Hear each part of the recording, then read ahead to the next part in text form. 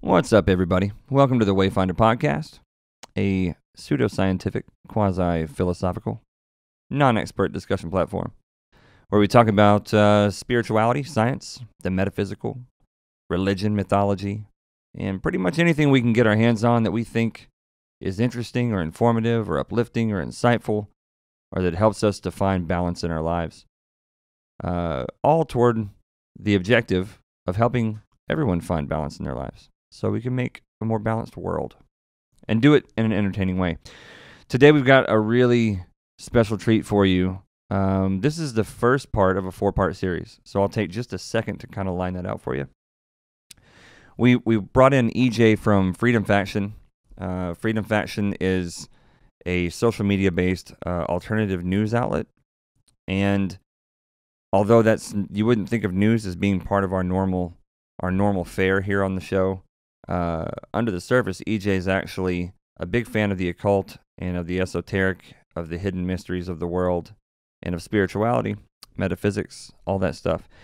And the reason why this is so special, besides the fact that Ejay is an awesome guy and we had a tremendous couple of days with him here in the studio and outside of the studio, is that he actually brought in a bunch of government documents that talk about a lot of funky, spooky, esoteric and occult, spiritual, metaphysical type of stuff. I'll leave it at that. I'll let you guys get into the episodes to kind of see what I mean by that. But he brought a lot to the table for this discussion, and it really turned out to be an awesome couple of days. You guys are gonna love it. We go really, really deep. In this first episode, we talk about everything from God, good and evil, being thankful to the divine, trying to understand what the divine is. Talk about the influence that religions have had on our lives and on the lives of lots of people. Talk about all kinds of metaphysics, Thoth the Atlantean and the Emerald Tablets, the Corpus Hermeticum, the Alchemist. We talk about having mystical experiences and having a community of people that you can share those experiences with, and the benefits and virtues that brings to your life, and a lot more. First episode's a great introduction into what we eventually get into. Episode 2, psychedelics. Some of the best conversation on psychedelics I think is available anywhere. And then we get into magic and the occult, and some really crazy, crazy stuff. We talk about government studies, basically secret science that the government has been doing under different agencies and aliases for the better part of half a century or more. Really cool, really crazy stuff. So this is part 1, and I would recommend that you need to check out all 4 parts, but do it sequentially, because we lay the groundwork, and it'll make sense if you do it sequentially. But I can promise you that if you do it, you're gonna love it. It's some of the best listening that I've heard in a very long time. I'm really, really happy with the way that this turned out for you guys. We had no idea. We had no idea how much time we'd be able to fill talking, how much conversation we could have, how much common ground we would really even have. But this ended up being some of the most synergistic and just badass conversation I think that I've ever had in my life. So it was a lot of fun to do. And we're so thankful to Ejay and Freedom Faction and On the Wake Up Radio, all of his production team and everybody for promoting this and for helping put this together in different ways. So I think that's probably it. Without further ado, here's Ejay from Freedom Faction on the Wayfinder podcast. And we're live. We're live? With Ejay from Freedom Faction. Hey. Welcome. What's up, dude? What's going on? Thank you for having me. Adam JC in the house on the Wayfinder side. Welcome to the Wayfinder podcast. It's good to have you guys here. It's a beautiful, what day is it? It's Wednesday. I knew that. Hump day. And it is a beautiful day. Beautiful hump day. It rained like fucking crazy today. And then it got beautiful.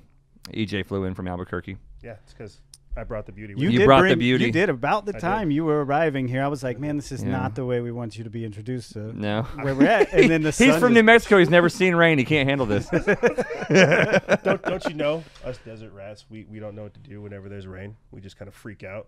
Yeah. There's storms, and so I know. just kind of but it dried up. You landed, it dried up, and we're good. I try.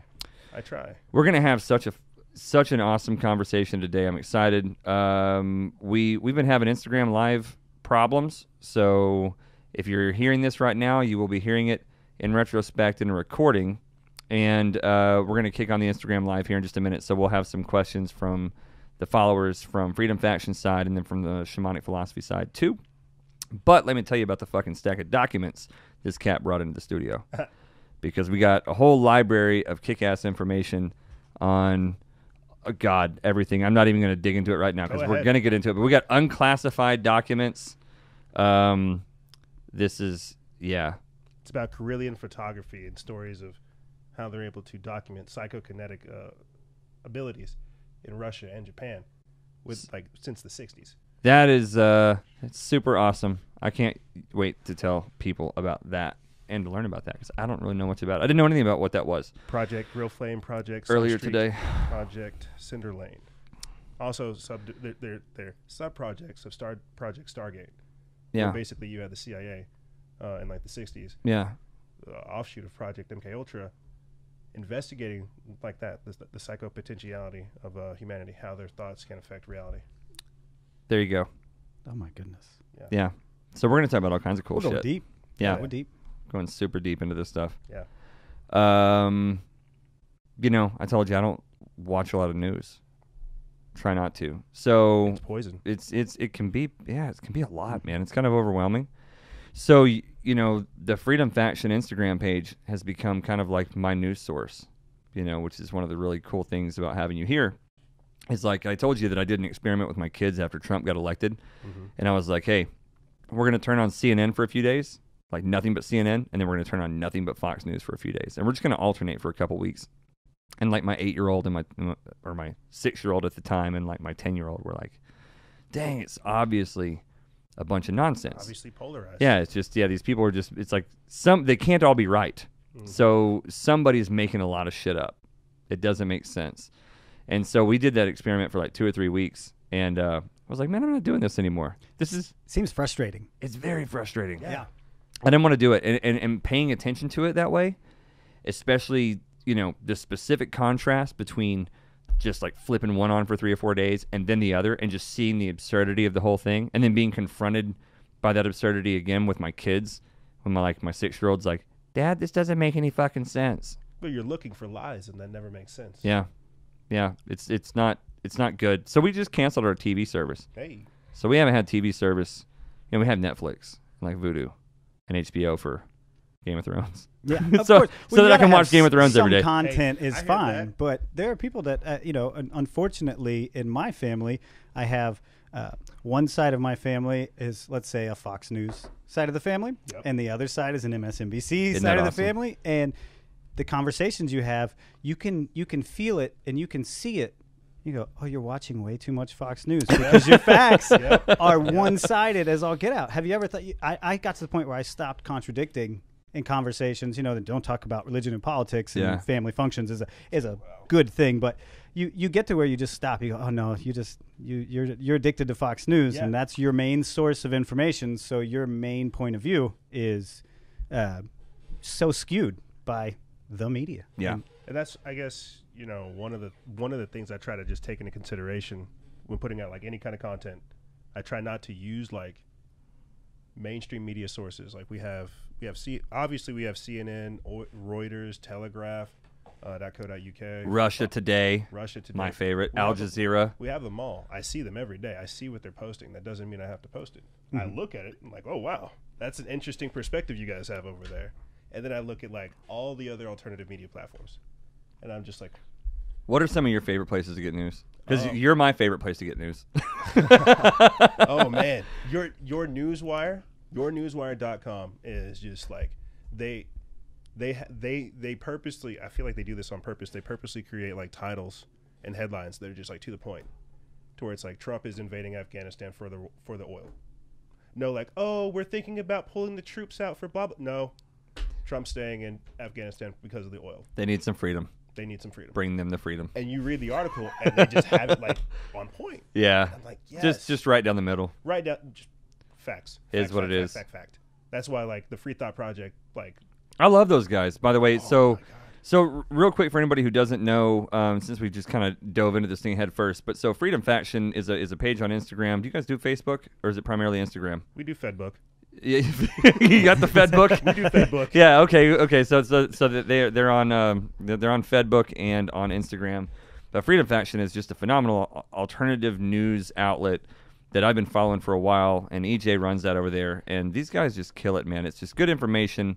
It's nonpartisan, or maybe anti-partisan is a better way to put it. Yeah. You know what I mean? Yeah. And just getting through the bullshit and shooting people right down the middle, and also stepping out of the paradigm and touching on some things, 5G and vaccinations and other stuff that are, I think, really important. Yeah. And then personally, another really cool thing about having Ejay here is there's a whole lot of other really cool shit that may not be on your daily feed, right? It may not be as relevant to the daily feed, the daily news that some people are interested in, but it's super exciting and super interesting stuff. All of the declassified documents, alien technology, and psychokinetic studies and all kinds of crazy shit. So we're going to get into all that, spirituality, God, flat earth.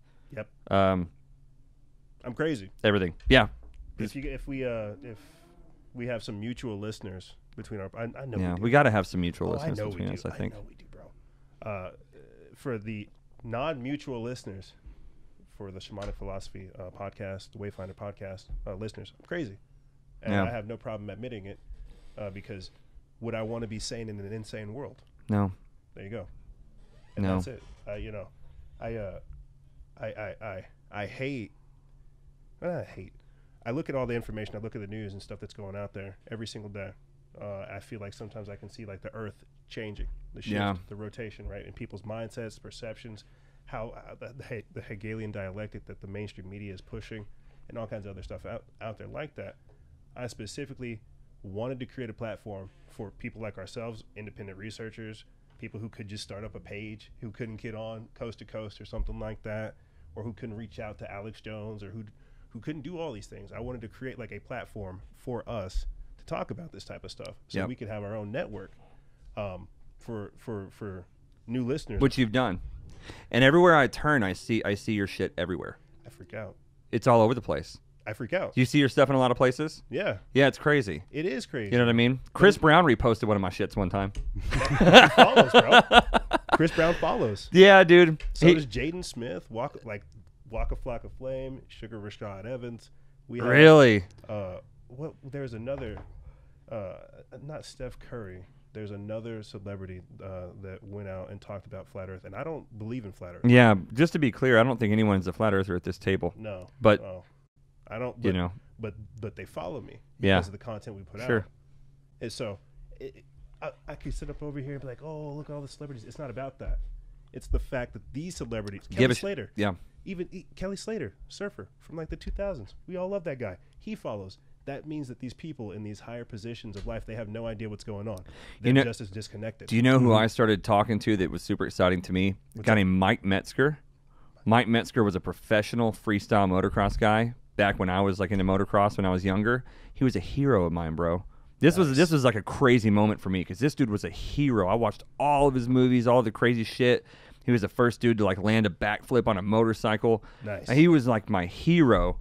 And then all of a sudden I saw him liking my shit a few months ago. Like he like spam liked all my shit. Heart drop, freak out, messaged him, was like, oh my God, you know, total fangirl all over this guy. Yep. And then he responds and he's like, your shit's really cool. I like, you know, the fact that you're trying to bring awareness about a lot of this shit to people and getting people to think outside of the usual box and breaking people out of their zombie state. So Mike Metzger is not only just like most legendary motocross rider of all time, but he's like fucking really cool and humble enough to talk to a dipshit like me. And then I had a conversation with him and he continued to respond. It turns out he's a really cool person. And you start realizing that like there are celebrities and people in these places that are taking an interest in this stuff, in the truth, in the whole truth movement. It's attracting more people in different levels of society. And it's not just us crazy, fringy, weirdo conspiracy theorists. It's like there's a lot of people that are really trying to get involved in this and reposting uplifting things. And the narrative is changing about the conversations that y'all are having. It is no longer a crazy thing to discuss this stuff. Now it's piquing interest in not just a select few groups of people in walks of life. It is the common person walking around is going, this just seems weird. There's got to be something better out there, and you guys are providing knowledge and an understanding, an entryway into a different way of thinking about everything. I mean, literally all things. You guys cover so many different things. You're on an opposite spectrum, but in the same way of just it's opening people's eyes, opening their third eyes, opening their just day to day. Let me ask you, since you communicate with hundreds of thousands on your page and people that are coming for this, how long ago did you start this up? Geez, what are we? We're in like 2019 right now. Mm-hmm. I was telling Adam the last time I was in not the last time. I left Texas, I think in like 2012, 2013, and I basically came to New Mexico at 2012, 2013, started doing this and didn't look back. I think I did like a year or two of music whenever I first came back, like getting involved in hip hop and EDM and stuff like that. But I had like a revelation doing that kind of work to where it's like, because I have a song still out there. One of the verses is, I don't want the gold, I don't want the clothes, I want the scrolls to open up your soul. And so I realized that music and media, speech, could be an effective medium to delivering and opening up information. And how long ago was that? That had to have at least been like maybe 5-6 years ago. So you've been doing the Freedom Faction thing for 5 or 6 years. I've been doing Freedom Faction for 4 years. On Instagram. On Instagram, yeah, for 4 years. I started the page, but I think back in 2012. Haven't changed the name since. But I did all of this type of work underneath a new before that underneath a different moniker, the Vanguard of Renaissance. What I was telling you. Yep. Whenever we were out earlier, and so it was the same thing. Is trying to talk about all this stuff, but not having the proper vernacular, the information, the knowledge, experience, none of it. Just saying, hey, look, we need to talk about X, Y, and Z, not Kim Kardashian. Like, there's stuff going on. We're changing. Something's happening here. Yeah, something's happening internally too. Because I think this was like one of the major things for me. Is like 2012 happened, right? And I'll be real with you, I was lit, man. I was doing some crazy stuff. I was basically out there having my own like little rave show all the time, making too much money doing dumb stuff. I like raves. Yeah, me too. That's why I don't. That's why I had to consciously go do something different. But we thought the world was ending, right? The world didn't end. It's a different age, a different time. Yeah. And here's new cycle. New cycle. And that's what I find myself like slowly coming to like grips with. Is just like that choice you made back then. You didn't think it made a huge difference, did you? You committed to this choice, and that's the change. Like I was telling you before, the only thing that's changed, because the earth has been here, the only thing that's changed is you. Yeah. Mm-hmm. That's all. And that's all that's changed over the years of doing this, is the fact that we've evolved from a simple page sharing rehashed old memes to creating content to networking with people like the Anti-Media, the Free Thought Project, the Minds Unleashed, the Activist Post, you name it, to building what we're trying to build. Like, it's crazy because that was not the initial intention. The initial intention was to talk about the information to try to help raise awareness about a wide variety of issues. Now it's just something else entirely. Yeah, these networks are forming around this information. Yes. And around the dissemination of it. Yes. You brought up the Free Thought Project. Those guys are a massive, awesome outlet for information and for ideas. And I really like the way that they share them, the way they put their posts together, and the way that it's clean, it's slick. You see them everywhere. It's professional, and again, they're super anti-partisan. Yeah. I think I reposted one of their things earlier. It was just like, Republicans are stupid, Democrats are stupid.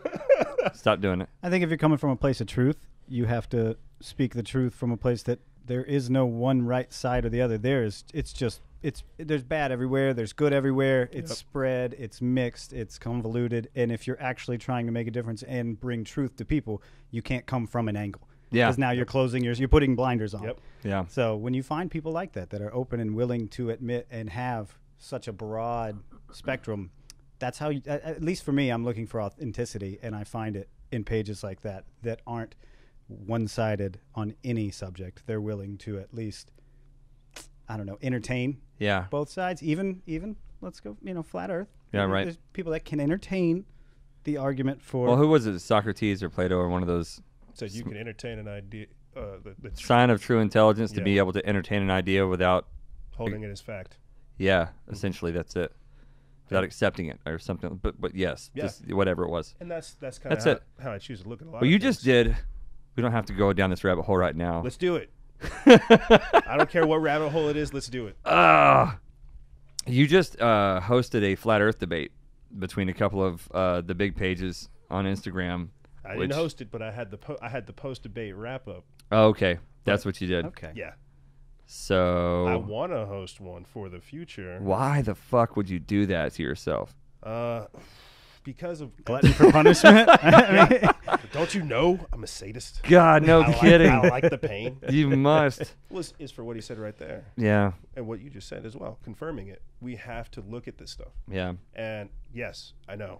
Trust me, I know. But we have to. And so what I've allowed for this, or what I've chosen to do with this, is use it as a vehicle or medium to talk about other things. Things such as density, light, multiple dimensions, planar existences. Sure. That's my shit. That's what I'm saying. That's my shit. That's where I like to go. Sure, we could talk about the shape of the earth, but what does it mean? Do you have you read any Walter Russell? I have not. I was looking around to see if I had a book over here. He wrote a book called The Universal One. Okay. And he was a contemporary of Tesla's, and he sent his. And what was that one more time? It's Walter Russell, and the book's called The Universal One. And they called him when he was, like I said, he was a contemporary of Tesla's, and they called him Manhattan's Da Vinci. Okay. And he was a polymath. And he was an artist and a poet and a musician and a composer and a mathematician and a scientist, and he was a fucking genius, and he was amazing. And if you go to philosophy.org, that's his website. That's their Walter Russell Foundation website, philosophy.org. And the dude had a better, as far as I'm concerned, from my viewpoint, that dude had a better grip on the nature of God, the universe, consciousness, light, vibration, and the cosmos than any other human being in human history. We should stay on this. Yeah. We should stay on this. Yeah, totally. Because what he wrote about in the Universal One is just all these different ways of looking at the principle of duality, of light and dark and positive and negative, and he broke all the different. He broke vibration down into musical harmonics, musical scales. I think I might. Continue. I think I might have seen something. There's an Instagram account called Light is Consciousness, and 98% of what they post is Walter Russell stuff. I don't know if they're affiliated with the Walter Russell Foundation, but Light is Consciousness is the name of that account, and they are incredible. It shows like a diagram of like a head, and then it shows like the different frequencies and like the different parts of the brain that like react to different parts of the frequencies. Probably so. I think I might. Yeah, they do a lot of stuff. His big thing is, that book, The Universal One, is the most elegant and beautiful and life-changing examination of God, the universe, consciousness, and vibration that was ever written. I've never read anything like it. I can only read about a page at a time, and I go into a sort of a trance. It knocks me out. It's like taking a sleeping pill. It's so much. It's so much, and it's so deep, and it's so true. It just hits you on that deep level, and you read it. It's fucking heavy, man. It's just like, oh my God, and it makes so much sense, and it's just, these are deep shit. So Walter Russell sent Nikola Tesla a copy of that book, and Tesla said, lock this up for 1,000 years. The universe, the human race is not ready for this. And I've got an autographed copy of one of his books. Okay. And I got one from one autographed by his wife that I hunted them down on eBay. And they were cheaper. The autographed copies were cheaper. These were like two of his other books, not the Universal One. I think I paid like $60 and like $80 for those two autographed copies because nobody knows who the fuck they are. Of course. And then, but to buy the Universal One, I think I had to spend like $150 to get the book because it's not in print. So I bought like a 40-year-old book, but it's like brand new. It was like still had, the pages are still like stuck together, but it hadn't been opened in 40 years. So it's like, it's one of those things where if you're listening to this right now, you're like holding on to history, basically. Yeah. If you're listening to this right now, go buy a copy of that book. And I have a lot of the people that follow our page that hit me up and they were like, "Hey, what's the name of that book?" They're you know, and they went out and bought one. Like, people were like, dude, it's worth the money. Go spend it. It's the best book I've ever read. If I got stuck on a desert island for the rest of my life and had one book to take with me, that would be the book. That would Really? be the manual. Yeah, you need to do it. And it's that deep. It's the deepest book I've ever read, and I've read the Corpus. Well, it's as deep as the Corpus Hermeticum, but it's easier to read because it was written in the last 150 years instead of 2,000 years ago. But yeah, it's super deep. What I like and appreciate about your quality of work is audio listeners can't see this clearly because you're listening, but there's two encyclopedias here of Freemasonry, right? And you know these are just the books that he just wants you to see, meaning that he has like more books at home. And where I get my information is from like this overwhelming amount of research and shit that I do. I like that you have like books and stuff that you can reference to people that talk about this, that like consecrate the information and put it into a book where it can be like digested. I feel like I don't have that level of reference besides like documents. Dude, but you know, I can't get declassified fucking documents in book form. You know what I mean? Printer ink. I need printer ink and ammo. Yeah. That's how Freedom Faction runs. Freedom Faction runs on pure printer ink and ammo. That's fucking American. So number one, I love books. I love to collect them. Number two, I have wicked ADD. So I can't sit down and read a book cover to cover the way that, you know, you guys or a lot of people probably can. So like, I just bought a stack of 60 Van Gogh bookmarks. Nice. On Amazon. Like $10. Nice. You know what I mean? So I think JC, you were over at the house. I think I gave you. I have a few. Gave you a few. Like, you pick a few. Gave my buddy Josh a couple. So if you come over, I'm gonna give you a couple bookmarks as a keepsake. I want one. Oh, dude, yeah, you're gonna come over. We're gonna do it. So, One. but what you will find is books laying all over my fucking house with bookmarks stuck in them, because that's how I read. It's like I've flipped through. You read thoughts. Yeah, I just go through and I'm just like flip through, find something, read a chapter, stick a bookmark in it, leave it on the nightstand, and then 2 weeks later I'll pick it back up. But in that time, I've hit 10 or 15, 20 other books on all kinds of shit, you know. And different perspectives are being brought when you're reading it too. Totally. A whole new perspective. Yeah, and some of these books, you know, like Corpus Hermeticum is a 2,000-year-old book. Universal One is a 100-year-old book. You get to see how people's minds, the minds of the writers have evolved over time. Well, you're not supposed to pick up, like, let's say, just take the Bible, the Holy Bible. You're not supposed to pick that up and read it page 1 to finish. It certainly wasn't written that way. It's not made in a lot of these books that are steeped in knowledge, that are heavy. They're not page turners in the sense that they're not bad books. It ain't Harry Potter. They're not Twilight. Yeah. You're not. It's not Harry Potter. It is not a fiction where you're just like, ooh, what happens next? What happens next? No, you have to process what you have to take a bit of information and process. You get a fucking tumor on your frontal lobe trying to do that with Walter Russell. Good.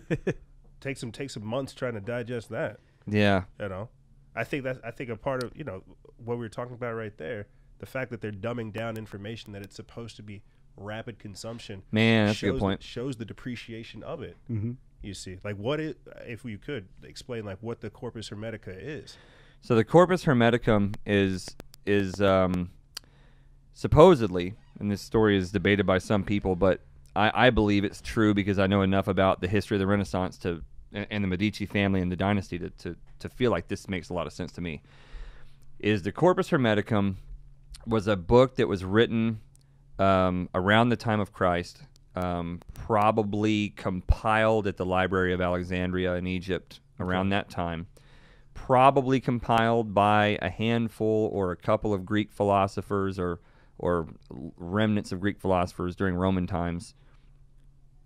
Could date a couple hundred years earlier. Some people think a couple hundred years later, but it's almost certain to me that this is Gnostic information that came from the Library of Alexandria, and this information was pretty well hidden or lost, I guess, probably from the time of Alexandria's library being burned until the Renaissance.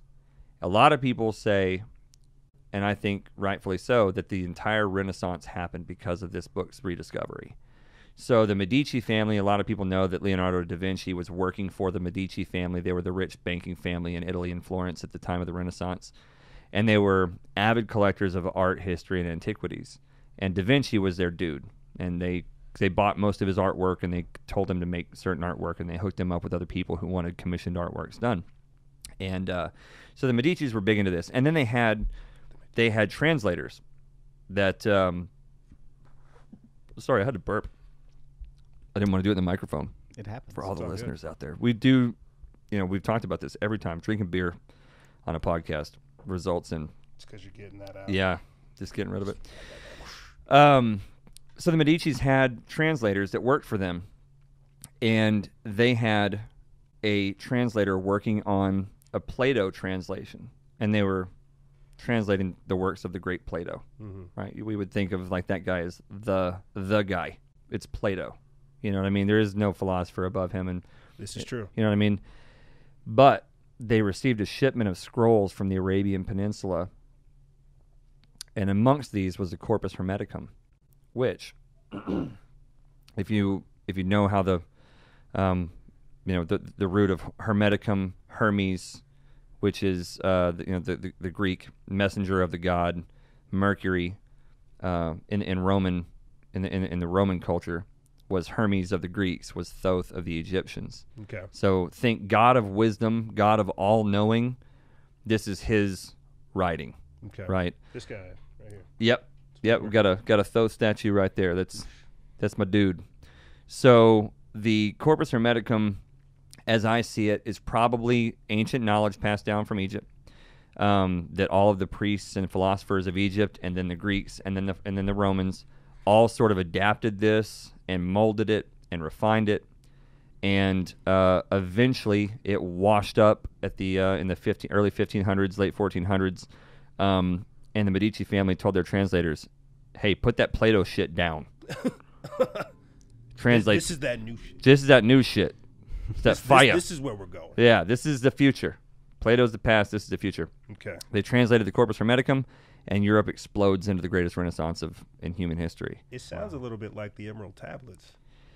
The story of the Emerald Tablets is actually the story of the Corpus Hermeticum. Okay. That's the Corpus Hermeticum exists today, and we can read it. Right. I think I've got an extra copy at the house for you. You can have. Okay. And usually the really good books, I usually try to keep a couple of them around. Smart man. Like JC's got 10 copies of The Alchemist. I think he's still handing out to everybody, like fucking Johnny Appleseed. I'll take one. I think this is how it should be. You should be sharing knowledge with your friends. Yeah. Not STDs. That's so true. Yes. So true. Yes. Make knowledge contractable. Yeah. Make knowledge contractable again. What the fuck was I saying? So the story of the Emerald Tablets, I've read that, and the Emerald Tablets were written by Doriel in 1929 or in the 20s. The information, I do believe in the Emerald Tablets. I know this is kind of off the subject of the Corpus Hermeticum, but because you brought it up, I do think that those were legitimately channeled works. Okay. Like I do think that those were legitimately channeled from tapping into that deity, to the Thoth, the Atlantean deity. If you understand how channeling works, it's not demonic, it's not satanic, it's not that simple, but it's very complicated actually. But I do think that those works were authentic as far as being channeled works. But the Corpus Hermeticum is just a work of some dude. It's just, we don't know who, but it's I think compiled knowledge, from ancient Egypt through Greece to Rome, and then somebody, one of the Gnostic types around the time of Jesus, wrote this as a dialogue, which I didn't really understand that until I read it. Why you would write something as a dialogue, and like why Plato wrote the Critias and the Timaeus, and why dialogue seemed to be the way that the ancient philosophers like to write. And it's really simple. EJ, you and I were talking about this earlier. Ages. Cycles. Simpler. Time. We were talking about how it's hard to do a monologue. It's easy to answer questions when someone else is asking you questions. This is true. So in the book, it's the way it's presented. It's the way it's presented. So in the book, okay. The guy writes a dialogue. So it's the story. It's between Hermes and a student. He's writing this thing between Hermes and a student, and the student says, "Master, how come, or how does God work, and how did God create the universe?" And he's like, "Well, here's how." Da da da da da da da. And he's like, "Okay, well, how am I to understand the way that this works or whatever? Well, here's how. Da, da, da, da, da, da, da, da. And this is in the Corpus Hermeticum. It's in the Corpus Hermeticum. Okay. So it's supposedly an interview between Hermes and a student. Wow. And it's just absolutely, my girlfriend and I spent some time, it took both of us to read it. And we would read one paragraph, like I'd read it, and like we were just sitting in the kitchen chilling, cooking or whatever, and I would read this paragraph, and we would stop and analyze it. Yep. And then we'd have to like read it over again and over again. It's the densest book I've ever read. And there were times we would just throw our hands up. And we're like, this is fucking insane. This is just insane shit that no one could come up with this. It's just too deep. It's too insane. And it was that's the founding document of Hermeticism, which is the understanding of the duality principles of, as above, so below, as within, so without. All that comes from the Corpus Hermeticum. Major and minor arcana. Yeah. Wow. Yeah. Very deep shit, but I don't know. I'm not smart enough to read it by myself. It took me and Ashley both. Hey, man, I hear you on that. It Dr. takes a Seuss village. for me. It takes a village. No, but in that format, that makes sense. Doesn't it? It's a little bit more retainable than, here's a proclamation, now dissect it and figure out what I was talking about, versus, Master, what is this? And you go, oh, what is that? Oh, I want to, and then now I'm gonna. Yep. I have an idea to focus around as I'm reading this part of it. You've laid out a thesis statement, and now I know what I'm reading about. Versus reading about something, go, wait, what were they trying to say? Such a better way to write. Yeah, it does seem a lot more friendly, especially to somebody like me, a novice, into reading in these esoteric pieces of literature. They're intimidating. Oh, dude. Where do I start? Ooh, or am I even? Is it going to fly right over my head? Shit gets deep quick. Yeah. And so you get intimidated, and you don't even try sometimes. And as a writer, and I've struggled with this as a writer, because it's like sometimes I'm going, who the fuck am I talking to when I'm writing?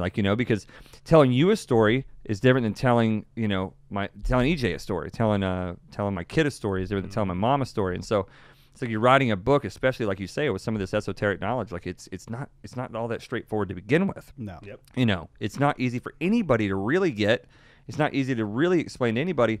So if I can at least refine it down to a dialogue between me and, if it's my kid asking me questions, I can go, okay, buddy, here's a way that a 13-year-old can understand it. Mm-hmm. So as a writer, if you can create that teacher-student dialogue in your mind and lay it out on paper, I think it's a brilliant way to engage, to explain, your ideas versus the big monologue sort of way that we tend to do things nowadays. And I've put a lot of thought into doing my own writings that way, because of that. So got to check out that Corpus Hermeticum. That's how C.S. Lewis, the author of Narnia and stuff. Yeah, Tolkien's buddy. Yeah, that's how he wrote. What was it? Screw Tape Letters. Not surprised. Where it's two demons trying to figure out how they're gonna win souls for Satan. Yeah, they have like a whole discussion about like how to basically entrap somebody so you can win their soul for the devil.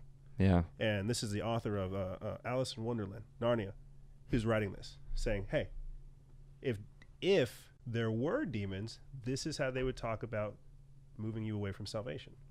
And so he gets to outline the whole process. Mm-hmm. It's a brilliant way of working it. Through low-level demons, through higher-level demons, through sophisticated people, and even religious people as well. But it's because of the way that they're able to use the demons as the medium to deliver that information, because you're not going to think right now. We're thinking like in our current mindset, like our current mental paradigm where we've already built it. Reading it in that kind of fashion, interpreting information in that fashion, removes you from yourself and puts you essentially in that student position where you're being forced to learn. We've had this conversation about many different media facets. I'm a big movie guy, so I always go to movies and stuff, but I find that the more I look back, the more knowledge I gain on not just esotericism, but truth in the way that the universe works and actually how things. I go back and I see things, and I now even seeing things for the first time, it seems like truth is embedded. That's the way right now. That's the main way, and you just don't have too many people having conversations just about it on the nose. Yeah, you find it snuck in or brought to you in a way that it's misdirection in a sense, and it's for a good purpose, but that just seems to be the way that people can talk about things that, if you just said, hey, I'd really like to talk about this subject, a lot of people go, oh, I don't want to talk about that. But you tell it into a story, you weave it into a narrative. Somebody totally to your point, I just read like yesterday, somebody said something about it was some old poet or philosopher, somebody said, we have drama so that we don't die from the truth. Or we create drama or theater or whatever so we don't die from truth. And I don't know, that resonated with me, and it's just because truth can be difficult to swallow in direct discussion. It can be difficult to face, it can be terrifying. But when you hand it to people in a movie or a book, it's like, oh, okay, it's at a safe distance. Yes. That kind of thing. You know, but somehow the lessons, we talked about the lessons still embed at some level, you know, and the artist who recognizes that truth gets to express that truth, because as an artist with something to express, that's what you do. You feel compelled to express that truth, and there's always going to be a space where people want to absorb that. I want you to check out a movie. You'll probably like it. It's on Amazon Prime. It's Irrefutable Proof. Irrefutable Proof? Irrefutable Proof. I will check that out. And basically, it's this... not casting any judgment, not saying anything either. It's this chick. She basically, her whole stance is trying to prove that God doesn't exist. That's her whole thing. She writes a thesis, writes a formula, proves it, finds apparently other researchers that worked with Einstein back in the day, and Einstein knew this as well, that there was no God, and he had the formula and all the information. But he didn't deliver it to the public. No God of any sort, no higher power, no beyond, no nothing. We are just a random act that happened, and we ended up in this place. We're just here. That's it. That's what they're. Einstein didn't believe that. That's what they're. Einstein did not believe that, by the way. I just want to put that out there for all of the atheists and the Christians who both want to try to grab him. The theists and the atheists. He was a pandeist, just like Tesla, just like Plato, just like Da Vinci, just like all the greatest minds of our past. Thomas Jefferson. We'll get into that later. And I hate to kind of, give spoiler alerts, but this is just kind of what I received from it. Towards the end of the movie, she did in fact prove that there was no God in her world. Right. Yes. In her world. And so she did meet. She met Plato. She met Einstein. She met Mark Twain. Oh yeah, the man. She met like all kinds of other random people basically at the focal point of light, to where the devil came through and said, "Thank you. Wow. Thank you for doing what I could never do." Wow. And so he basically just like walks her through as he just unleashes hell and says, "Thank you." Wow. Damn. And so she proves it to the whole world, does a whole presentation, gets everybody behind it, science community is all clapping, and then she looks in this room full of empty people, these robots basically clapping for her as she accepts her award. And you can see the disgruntled look on her face. Yeah. She realizes, you're with people who have no faith in anything. Yeah. Who don't believe in anything. This is it. That's such a fucking powerful idea to understand. That movie. It's on the list. Top of the list. You will like it, bro. That is such a powerful idea to me. It's such it's a big deal. Well, it's like that same Paul Harvey speech, "If I were the devil." No one, like, I think, and the reason why, I look at this type of stuff is because there's something else there in humanity. There's something else there with our multidimensional nature. Yes. Something is here. And it talks about this even in the Bible too. I think it's Job chapter 6. I forget which verse, but it says Satan was going to and fro, up and within the earth. Something has the devil's attention so busy that he's over here working all over. So what is that? Why is something coexisting amongst us that we have no understanding of that is using us? Mm-hmm. And so we keep coming back to this. Is it an entity? Is it an energy? What is it? Is it a principality? What is it? I don't know what it is. That's an excellent question. I've never really heard it put that way. But I know there's something else there, you see, and that it does have an influence on us, and that there are different intensities as to how we're being interacted with. Yeah. Yes. I totally agree with that. No, that makes perfect sense. You're raising questions in my mind. Me personally, just being raised Southern Baptist. Right here. Same here. I was raised that if you were good, you went to heaven. If you were bad, you were punished by the devil after you died. Makes perfect sense. That it was used to me as a scare tactic, is what I figured out. And as I grew in my spirituality and my own journey later in life, after just completely going away from any sort of religious, spiritual part of my life, cut all of that out, and returned to it just in the past few years, and really, through my friends and my understanding now that's a big part of just being a human, and you need that. Mm-hmm.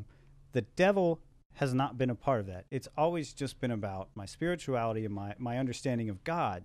And I until you're having this conversation, I'm like, what is the devil in my perspective? Yeah. What does that even mean to me or to anybody else, you know? Well, this is what we were talking. Sorry to interrupt. No, you're fine. This is what we were talking about before the show as well. Is just like we were talking about Freemasons, and Luciferianism, and Satanism. We were talking about, well, what does Luciferianism mean to you? Because to some people, Luciferianism means bringing the light, bringing the truth. So now we're getting into this whole like this weird thing to where it's just like, is searching for knowledge, is that like a bad thing? Who has the knowledge? What does this information do for you? Sure. You see, like if Lucifer is indeed the light bringer as put forth by Freemasons, that means that there's other information and other light that can empower us. Yeah. So what is your definition of evil might be someone else's definition of good. Yeah. Yeah, golly, man. There's just a billion different ways to take that conversation. I know. You know what I mean? To billion different rabbit holes that we can scatter down from that. But it's like, go with the natural law. Yeah, the natural law to me is pretty straightforward, you know, and to me it's onward and upward toward the light. Yep. You know what I mean? Well, I want to put just real quick on wrap this, it up. Yeah. Because we always talk about people within the New Age community. They always tell you plur, peace, love, unity, and respect. There has to be. I believe that there has to be acknowledgement of those darker elements to know why you chose those positive ones. Your faith, your belief in a lot of these things have to be tested the same way when we're practicing these teachings and living a certain way. You come up against adversity to see how you're going to react. Your faith is the same way. Your belief is the same way. It has to be tested. Positivity has to be tested. Good has to be challenged so that we can keep the evil in check. Yeah. I believe that's where we're at now. New Agers will have you think, oh, all you have to do is think about positivity, peace, love, and light. It's like, yeah, I have those thoughts, but that means I have those thoughts. That's why I have to keep the demons at bay. That's why I have to keep them in check because they know how to infiltrate what you think of as happiness. That's what's called ecstasy. That's what's called MDMA. Yeah. Ketamine. They can infiltrate what you think of as happiness if you do not control your thoughts. Carl Jung and his work on the shadow, is something that I had no idea about when I started doing shadow work. And that was basically just realizing that Satan lives inside of me. Okay. And realizing that I'm capable, of being a prison guard at Auschwitz. You're wicked as the day is long. Yeah. You have to be. It's in us. There's 311's like one of my favorite bands growing up. Mm-hmm. And they had this song. We talked earlier about how the music was like when you're young, you didn't know much. You loved a song, you didn't know why. And then all of a sudden you go through a spiritual awakening and you start revisiting old music that you listen to and you're like, holy shit, no wonder I liked it. It was embedding itself in me and my subconscious even though I didn't know what it meant. Yep. And one of the things that they sing about so much stuff, but it was like the devil, he's in me, and God, she is too. My yin hates my yang. What the hell are you going to do? And it was like, that's pretty much how it is. I mean, your ego is what worries about keeping your body functioning. Mm-hmm. There's a book called Return of the Bird Tribes that I think everybody should check out if you're open-minded to the exceptionally woo-woo. Hey. It's a channeled work by a channeled book by this lady, I think, who channels these avian beings, and talks about how the avians, the bird tribes, have been here for millions of years, and how they've always been interacting with us at a different level. I don't think it's exactly the same thing as the blue avian thing from like the David Wilcock, Corey Good story. It's not that. Mm-hmm. It's more like, hey, look at the Indian totem poles. Look at the Egyptian gods. The bird gods have always been around, and we love you. We've always been trying to interact with you, whatever. And one of the things that where was I going with that? What were we saying? Shadow work. Yeah. The shadow work is that they talk about in that book how the ego was created, because in that Return of the Bird Tribes book, they're talking about the creation of the human being. And that particular part of the story I found fucking fascinating. Because they had created the ego. Yeah, they created the ego to keep the body together and keep it in order, to keep it fed, to keep it breathing, to keep it in its functional survivalist state. Which, if you look at what the reptilian brain is, survival. fucking exactly what the reptilian brain is. That is the seat of the ego is in the reptilian brain. It's the breathing, the eating, the fucking, and then you look at what in Eastern mysticism, what is the root chakra? Survival, breathing, safety. It's existence. That's what it is. Then you look at how that corresponds to the planetary systems, Yes. And Saturn is your root chakra, and so to me it's lots of different ways to look at it, but the ego is Satan. That's what it is. It's the lowest. It's the lowest of ourselves. It's the one that's only concerned with ourselves and me, because if I have to push JC off a cliff because we only have one sandwich left to eat, my ego. That's my sandwich. No, my sandwich, bitch. That's my sandwich. This is your cliff. Eyeballing my sandwich. See, they're eyeballing my whiskey. You want a whiskey, Ejay? Yeah, let's do it. We are going to be drinking whiskey on air. This is, I think every podcast that we've had so far, we've had a little dash of this whiskey. And what were you saying about this? This is so Kevin works with us, and he's Taiwanese, and he knows that I like Scotch. So this stuff won the World Whiskey Championship like 3 years. This is the Cavalan Solist Sherry Cask Strength Single Malt Whiskey. And if you can see that on the camera there. Single malt. This is the Single Malt Cavalan. Look at that.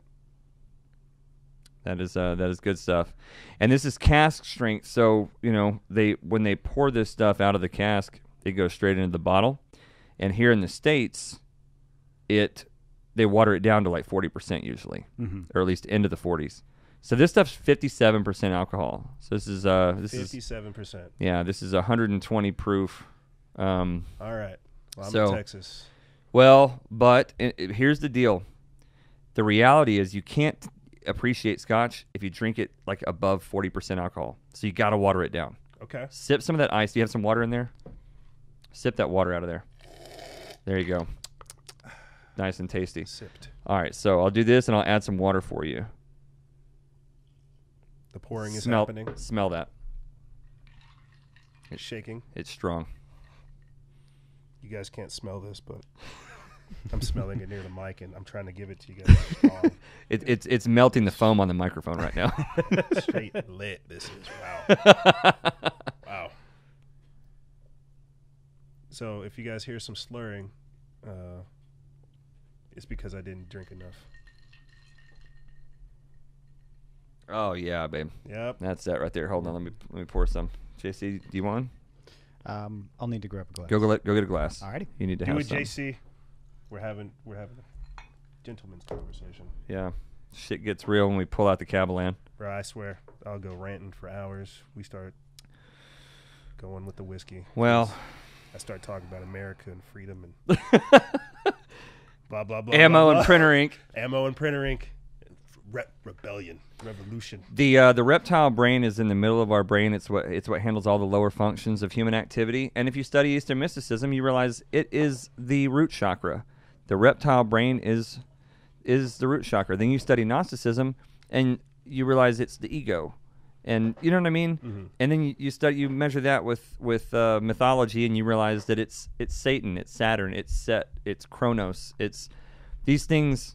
Everything is everything. You know what I mean? All the symbolism of the different mythologies and astrology and astrotheology. It's all the same thing. Yep. Just different interpretations. Just different interpretations, different flavors. So many stories and so many flavors. Well, this is what we were talking about before the show as well, is how, Thank you, sir. Hey, cheers. How they call it demonic. Everything we're looking Welcome to Texas. Hey. Motherfucker.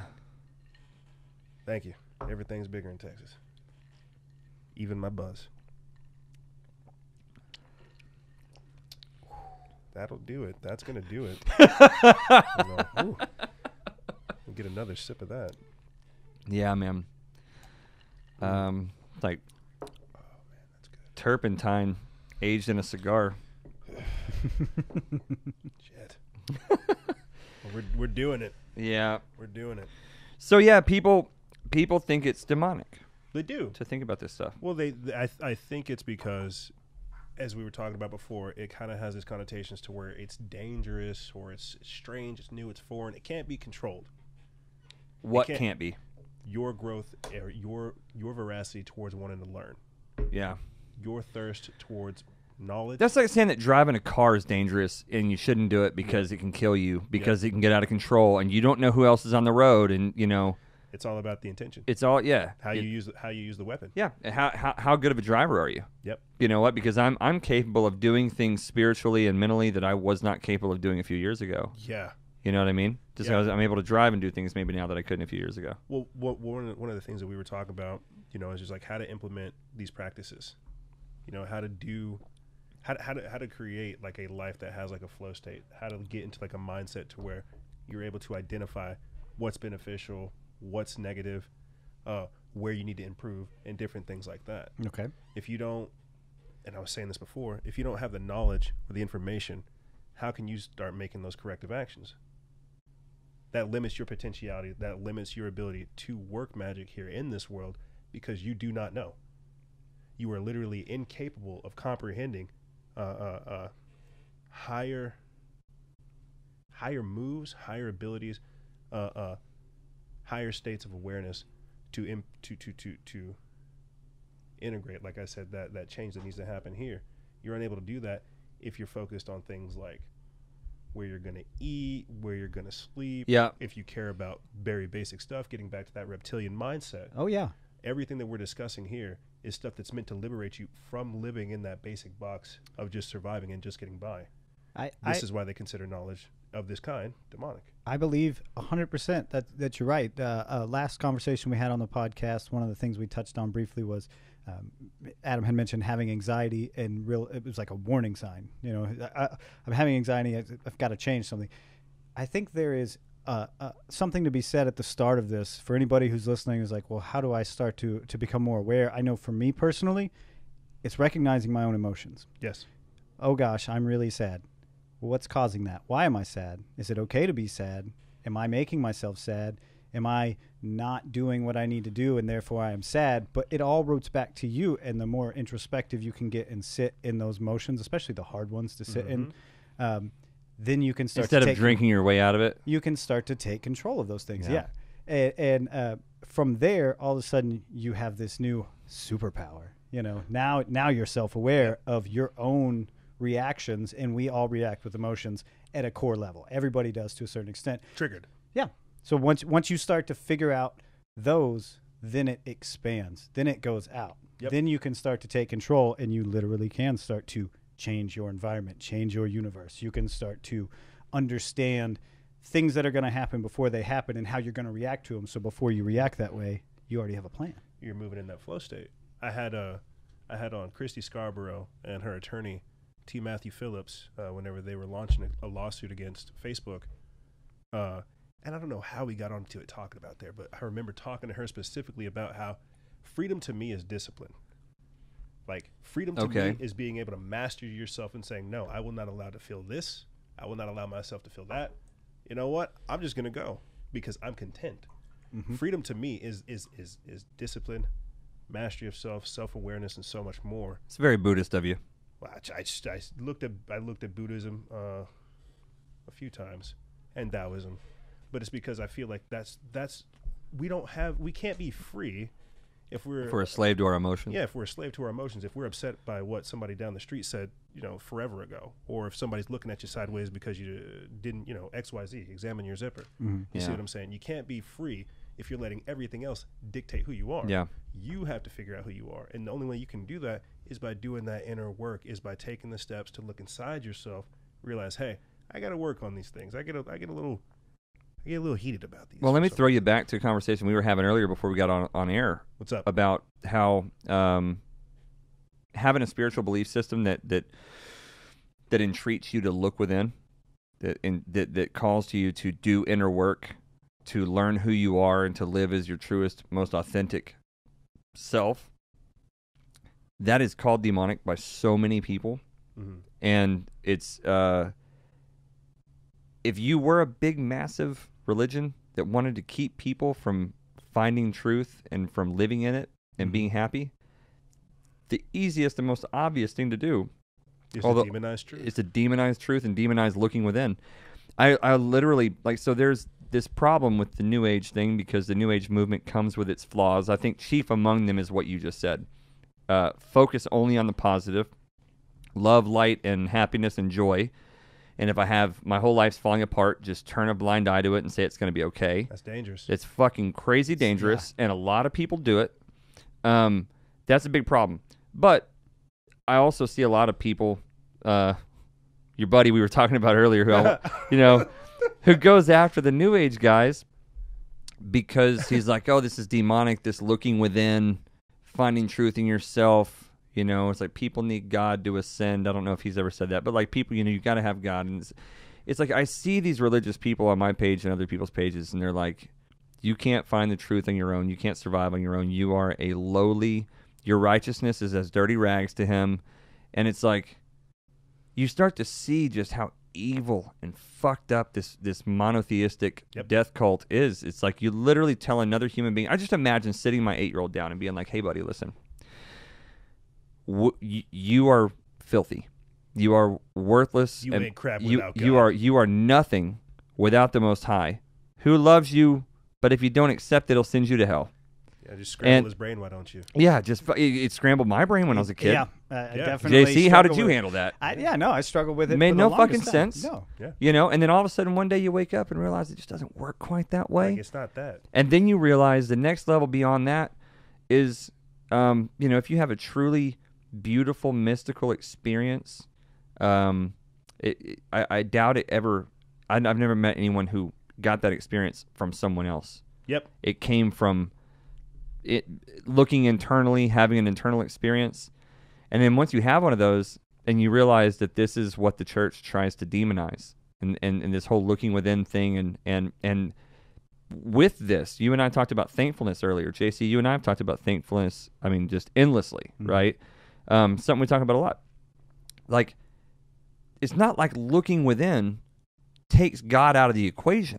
It's not like looking within makes your ego huge. It's not like looking within, jacks you up on your own awesomeness. It's like, dude, those blissful, ecstatic experiences, when you go to look within, you go, holy shit, I am the product of some really awesome thing that happened, and I'm here because through no work of my own, I was born. I was one of a trillion sperm that made the fucking trip. Victory number one. Attaboy. Attaboy. But I had nothing to fucking do with that I'm aware of. So where's the ego come in there? Your tail wasn't swimming twice as hard? Surely. I don't know. I don't have the pictures anymore. I lost the trophy in the last move. Yeah. Remind me to tell you about the time that JC lost the fucking best video ever. Oh, goodness. But anyway, it's like when you really do the inner work, there's no ego that comes out of that. It actually dissolves the ego, because that's when you realize I didn't do a fucking thing to get here. I didn't really do anything to be born. I didn't do anything to select my parents. I didn't do anything to pick my elementary school. I didn't do anything to pick my middle school or my high school, probably. And by the time I got out of all of that chaos, I might have had a good time or a bad time or a hard time or an easy time or whatever. Everybody's got their own story after high school. But like up until 18 years old, you have fucking zero control over your life, really. You're a product purely of your environment and your genetics. Very true. You know what I mean? So good, bad, or indifferent, you got to at least give thanks for the fact that you got 2 eyes, a nose, a face, 2 legs, and your health. Absolutely. And food, that you survived at 18 years old and didn't starve to death or die of AIDS that you caught from your mom in vitro when you were born, like a lot of people do. There's a billion things to just dwell on that are awesome, that you should be thankful for every single day. And if you live a righteous and upright life, for me, it's sort of in the Gnostic, Buddhist, Hinduistic, shamanic, whatever, this big cocktail of theologies that I've, piecemealed together. But it's like, I'm pretty fucking demonic in a lot of people's minds. Yeah. And all I think about is love and understanding and trying to be a force for good in the world. You know what I mean? I'm going to bridge the thoughts real quick. JC was talking about being raised Southern Baptist. We're talking about appreciation and gratuity. That's even to this day, I don't think like what I do is like big. I'm just doing it. Yeah. I don't have that, like, I think it's boasting whenever I do that. And so like that's something I have to work on internally. It's like, no, you're not boasting. You're taking account of your own achievements. And at another level, it's not even your own achievements. It's what you're stepping in to want. Yeah. Like I'm not, for a perfect example is like I don't do anything. I just aggregate all these other amazing people's work. Yeah. I'm being acknowledged for being an aggregator when it's all these other amazing people who are doing all this other stuff. It's like, no, you still have to give yourself credit for being a part of that piece of the system that's doing it. Yeah, I think giving thanks for the some, role that you've been given. But that's still something that personally, like I can say it to you, sure, right now, but I have to like internalize it because I have like a very hard time accepting my accolades. Dude, it's a battle. It's a battle we all face, right? I compliment JC on something. Happens all the time, right? Whether it's a meal that he fucking cooks that blows everybody's hair off. Nice. You know, or a song that he does or whatever that makes me cry like a little girl. It's like I tell him how good it is, and it's like he's like, oh, fuck. You know, he shuts down. Yeah. I went and saw my buddy Jeff Sullivan up in Connecticut this weekend, and you know, was complimenting him on some work that he was doing. He just hangs his head and he's like, oh, thank you, you know, but he can't look you in the eye. And we talked about that, you know. And Jeff wouldn't mind me bringing that up because he struggles with that. We all struggle with how do we take compliments. I think a good man should have a problem receiving, you know, if you're a good man who does a great thing should have a problem receiving that compliment for it. I believe so. You know what I mean? To an extent. To an extent. You should be respectful to the complimentor. Yeah. Yes. But it is okay with being humble enough or understanding enough to kind of cringe at that. No, I just did a thing. Yeah, it was, that's basically what it is. It's like I just did a thing and like people like it. Crap. You know, I think here's where I learned this from a guy that I was in a band with. I was in a Christian band with this guy when I was young. JC knows him, and he's somebody that people just used to go, dude, you can write music, you can sing, you can play guitar, you're unreal. And he would not cringe, he wouldn't blink. He would go, man, that's so awesome. Thank you so much. Glory to God. It's just God. Glory be to and God. Just didn't blink. Mm-hmm. You know, true. And that's the fucking thing. That's the thing, and that's why I just keep going back to like what I told you at lunch, Ejay. It was like it used to seem cheesy to me when I was in church for people to do that, to kind of deflect.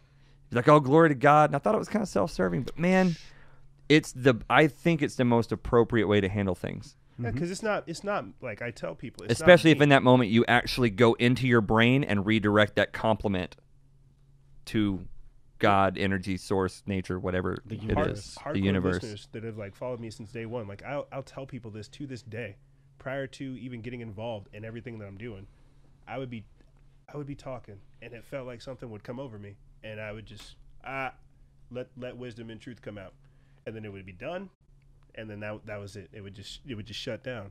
To this day, I could not figure out what that was. Yep.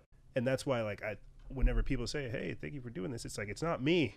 Like it's yeah. It's something greater, and and I'm the vessel. I'm being allowed to be the vessel for this work to come through. Whatever words are being said, some of these are my own, but a lot of this is being worked through me. Yeah. And I'm just allowing it to do so. And yeah. I think that's a part of the other reason as to why I don't feel like I should take credit, because it's something bigger than me that's doing this, and I'm just being the puppet, allowing it to work through Instagram, work through the voice, and work through everything. So you can maintain, what I would say about that is you can maintain humility in that situation the way that you do. Mm-hmm. Just maintain humility by acknowledging that it ain't you. Yeah. Right? You can maintain humility. But the next level beyond humility is gratefulness. And it's like, yes, in that moment, you acknowledge that it didn't come from you. So that song I played for you earlier that I wrote, you know, that 90s punk rock type song. It was nice. Right? You guys would like it. You guys would like it. But if you played Tony Hawk's Underground, you would like it. Yeah, it was probably belonged on that soundtrack. He was like, it sounds like somebody here on Tony Hawk. Yeah, I was like, damn, dude, I'll take that. Yeah, dude. I'll totally take that. When I wrote that, JC, Ashley, my people around me, they were like, damn, man, that's a really good song. Yeah. And Ashley, especially because she loves me and she's my biggest fan, she was like, babe, that's fucking amazing. It's amazing. And I went, dude, I had nothing to do with it. It wasn't me. I had very little to do with it. It just came through me, and I just let it come through me, and I let it do its thing. So that was my humility, and she thought I was being overly humble. But it was through that process of acknowledging that blessing that song was to me, that I went, oh my God. And I remember this day, standing in the shower after that realization, after that song came on, and all of a sudden just collapsing into tears of thankfulness, because I went, oh my God, oh my God, oh my God. This, not only did I not have anything to do with this thing, but like, it's a great thing that I was able to channel and to do. Yes. That was not of my own doing. Yes. You know what I mean? Yeah. And that was just, I don't know, that was going from just acknowledging that thing to giving thanks to that thing. And I just remember putting my head in my hands and just thanking God, the universe, nature, source, the great spirit, the grand architect of the universe, whatever you want to call it, and just giving thanks. And it was that time, for the first time in my life, like a year and a half, 2 years ago, that I went, that's what it means to be thankful. Holy shit. So on that note, we're going to take a break. Let's do it. So you guys, thanks for sticking with us. We're going to, I don't know, probably go pee and have another beer or something like that. Take a breath, walk around. Let's do it. We love you guys. We'll see you back here in a minute. Peace. Later. Later.